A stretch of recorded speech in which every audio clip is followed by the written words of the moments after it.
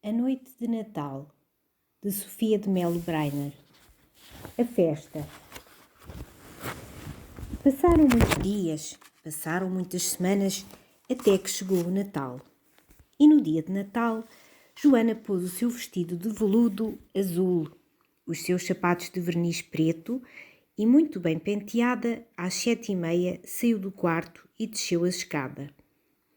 Quando chegou ao andar de baixo, ouviu vozes na sala grande. Eram as pessoas crescidas que estavam lá dentro.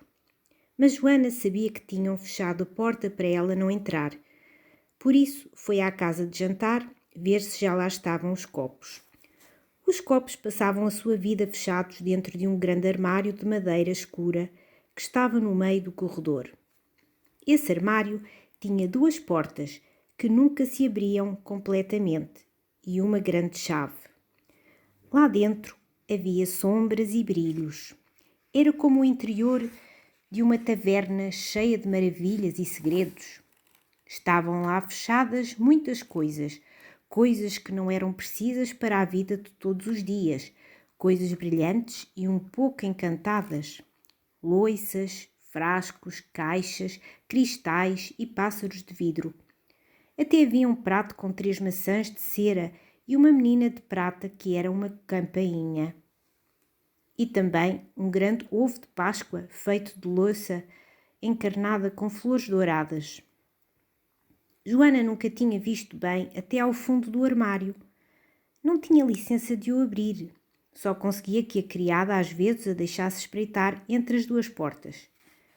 Nos dias de festa, do fundo das sombras do interior do armário saíam os copos. Saíam claros, transparentes e brilhantes, tilintando no tabuleiro. E para Joana, aquele barulho de cristal a tilintar era a música das festas. Joana deu uma volta à roda da mesa. Os copos já lá estavam, tão frios e luminosos que mais pareciam vindos do interior de uma fonte de montanha do que do fundo de um armário. As velas estavam acesas e a sua luz atravessava o cristal. Em cima da mesa havia coisas maravilhosas e extraordinárias. Bolas de vidro, pinhas douradas e aquela planta que tem folhas com picos e bolas encarnadas. Era uma festa. Era o Natal. Então Joana foi ao jardim, porque ela sabia que nas noites de Natal as estrelas são diferentes. Abriu a porta e desceu a escada da varanda. Estava muito frio, mas o próprio frio brilhava. As folhas das tílias, das bétulas e das cerejeiras tinham caído. Os ramos nus desenhavam-se no ar como rendas pretas. Só o cedro tinha os seus ramos cobertos. E muito alto, por cima das árvores, era a escuridão enorme e redonda do céu. E nessa escuridão as estrelas cintilavam, mais claras do que tudo. Cá embaixo era uma festa e por isso havia muitas coisas brilhantes. Velas acesas, bolas de vidro, copos de cristal. Mas no céu havia uma festa maior, com milhões e milhões de estrelas. Joana ficou algum tempo com a cabeça levantada. Não pensava em nada. Olhava a imensa felicidade da noite no alto céu escuro e luminoso, sem nenhuma sombra. Depois voltou para casa e fechou a porta.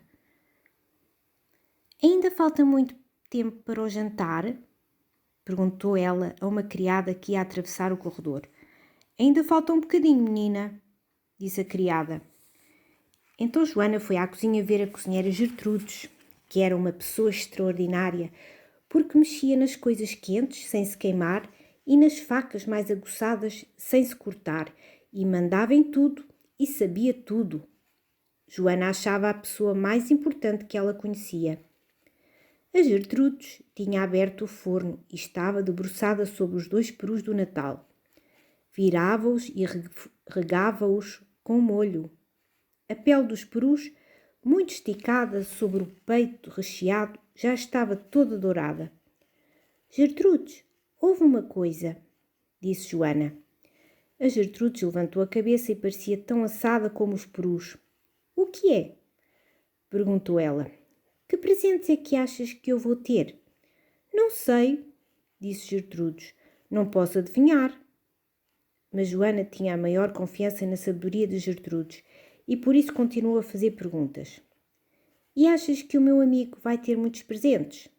Qual amigo? Disse a cozinheira. O Manuel. O Manuel não vai ter presentes nenhuns. Não vai ter presentes nenhuns? Não, disse a Gertrudes abanando a cabeça. Mas porquê, Gertrudes? Porque é pobre. Os pobres não têm presentes. Isso não pode ser, Gertrudes. Mas é assim mesmo, disse a Gertrudes fechando a tampa do forno. Joana ficou parada no meio da cozinha. Tinha compreendido que era assim mesmo, porque ela sabia que a Gertrudes conhecia o mundo. Todas as manhãs a ouvia discutir com o homem do talho, com a peixeira e com a mulher da fruta. E ninguém a podia enganar, porque ela era a cozinheira há 30 anos. E há 30 anos que ela se levantava às 7 da manhã e trabalhava até às 11 da noite. E sabia tudo o que se passava na vizinhança e tudo o que se passava dentro das casas de toda a gente. E sabia todas as notícias e todas as histórias das pessoas. E conhecia todas as receitas de cozinha, sabia fazer todos os bolos e conhecia todas as espécies de carnes, de peixes, de frutas e de legumes. Ela nunca se enganava. Conhecia bem o mundo, as coisas e os homens. Mas o que a Gertrudes tinha dito era esquisito como uma mentira. Joana ficou calada, a cismar no meio da cozinha. De repente, abriu-se a porta e apareceu uma criada que disse: Já chegaram os primos. Então Joana foi ter com os primos. Daí a uns minutos apareceram as pessoas grandes e foram todas para a mesa. Tinha começado a festa do Natal. Havia no ar um cheiro de canela e de pinheiro. Em cima da mesa tudo brilhava. As velas, as facas, os copos, as bolas de vidro, as pinhas douradas. E as pessoas riam e diziam umas às outras: Bom Natal! Os copos tilintavam com um barulho de alegria de festa. E vendo tudo isto, Joana pensava: Com certeza que a Gertrudes se enganou. O Natal é uma festa para toda a gente. Amanhã o Manuel vai-me contar tudo. Com certeza que ele também tem presentes. E consolada com esta esperança, Joana voltou a ficar quase tão alegre como antes. O jantar do Natal era igual ao de todos os anos. Primeiro veio a canja, depois o bacalhau assado, depois os perus, depois os pudins de ovos, depois as rabanadas, depois os ananases.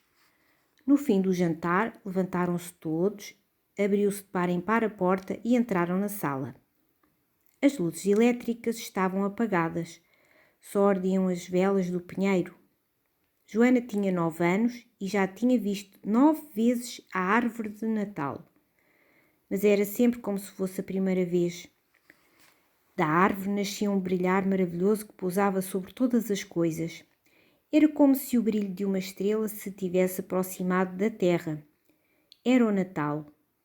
E por isso uma árvore se cobria de luzes e os seus ramos se carregavam de extraordinários frutos em memória da alegria que numa noite muito antiga se tinha espalhado sobre a terra. E no presépio as figuras de barro, o menino, a Virgem, São José, a vaca e o burro, pareciam continuar uma doce conversa que jamais tinha sido interrompida. Era uma conversa que se via e não se ouvia. Joana olhava. Às vezes lembrava-se do seu amigo Manuel. Um dos primos puxou-a por um braço. Joana, ali estão os teus presentes. Joana abriu um por um os embrulhos e as caixas. A boneca, a bola, os livros cheios de desenhos a cores, a caixa de tintas. À sua volta todos riam e conversavam. Todos mostravam uns aos outros os presentes que tinham tido, falando ao mesmo tempo. E Joana pensava: talvez o Manuel tenha tido um automóvel. E a festa do Natal continuava. As pessoas grandes sentaram-se nas cadeiras e nos sofás a conversar e as crianças sentaram-se no chão a brincar. Até que alguém disse: são 11h30, são quase horas da missa e são horas de as crianças se irem deitar. Então as pessoas começaram a sair. O pai e a mãe de Joana também saíram. Boa noite, minha querida, bom Natal, disseram eles, e a porta fechou-se. Daí a um instante saíram as criadas. A casa ficou muito silenciosa. Tinham ido todos para a missa do galo, menos a velha Gertrudes, que estava na cozinha a arrumar as panelas. E Joana foi à cozinha. Era a altura boa para falar com a Gertrudes. Bom Natal, Gertrudes, disse Joana.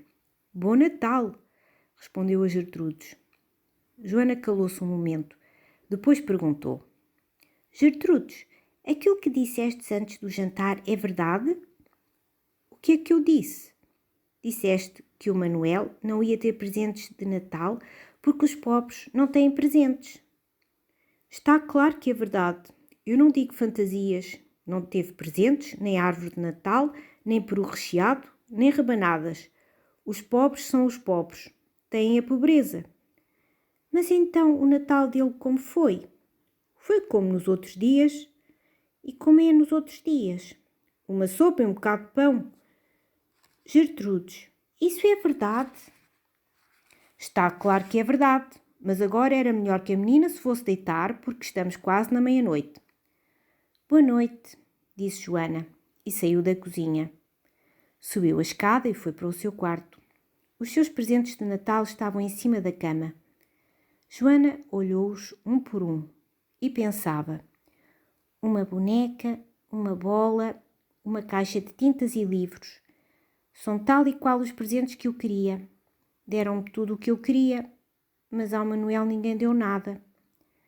E sentada na beira da cama, ao lado dos presentes, Joana pôs-se a imaginar o frio, a escuridão e a pobreza.